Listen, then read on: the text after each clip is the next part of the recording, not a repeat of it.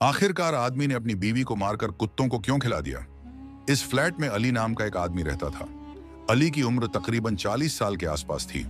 वो ज्यादा मेलजोल नहीं रखता था और अक्सर अपने कमरे में ही बंद रहता था। पड़ोसी उससे ज्यादा बात करने की कोशिश भी नहीं करते थे, क्योंकि वो हमेशा खामोश और तन्हा नजर आता था।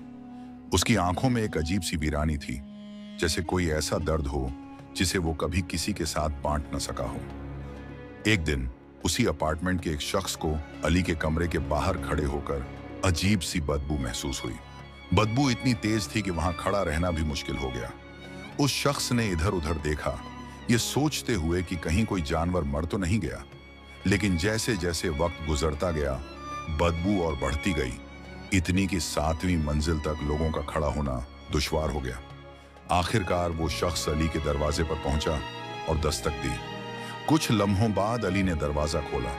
उसकी आंखें बुझी हुई थीं, चेहरे पर बेतहाशा थकान और बेरुखी थी। सामने खड़े आदमी ने नाक पर हाथ रखते हुए कहा, तुम्हारे अपार्टमेंट से बहुत ज्यादा बदबू आ रही है और इस बदबू की वजह से हमारे 7वें माले पर खड़ा होना भी मुश्किल हो गया है। तुम्हें अपने कमरे की सफाई कर लेनी चाहिए। हो सकता है तुम्हारे कमरे में कोई जानवर मर गया हो।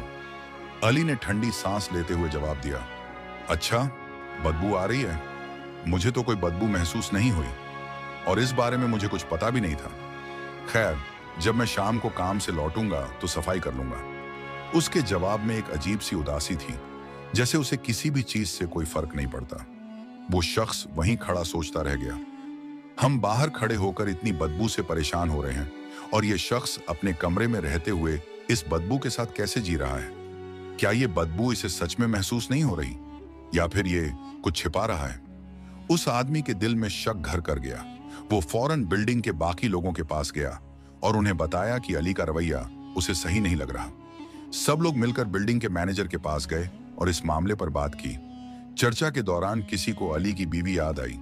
एक औरत ने फौरन कहा, हाँ, अली की बीवी भी तो उसके साथ रहती थी।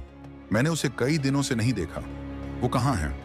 कमरे में छाई खामोशी अचानक एक सिहरन में बदल गई।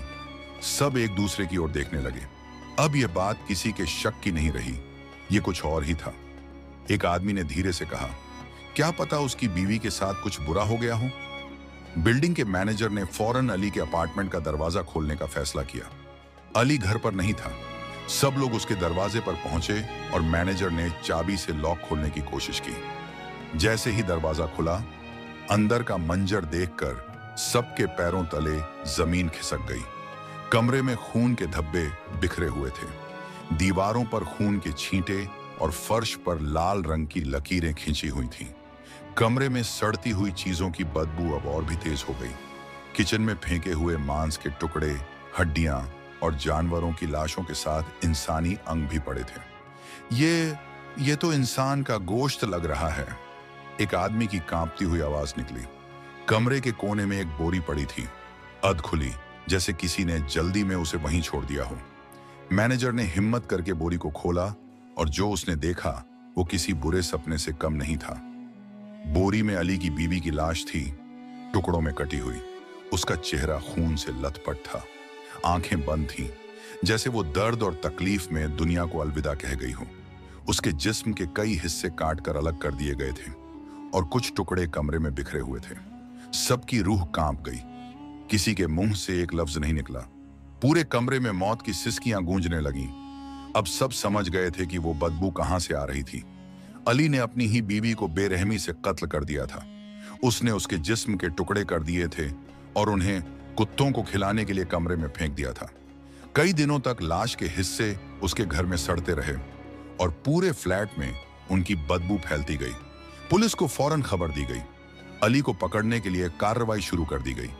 लेकिन मोहल्ले वालों के दिलों में अब एक खौफ बैठ चुका था। वो ये सोचकर कांप रहे थे कि जिस आदमी के साथ उसकी बीवी रहती थी, वो अचानक कहां गायब हो गई थी और अली ने आखिर अपनी ही बीवी के साथ इतना खौफनाक सलूक क्यों किया। जिस औरत को सबने अली के साथ मुस्कुराते हुए देखा था, वो आज उनके सामने खून से लथपथ बोरी में पड़ी थी।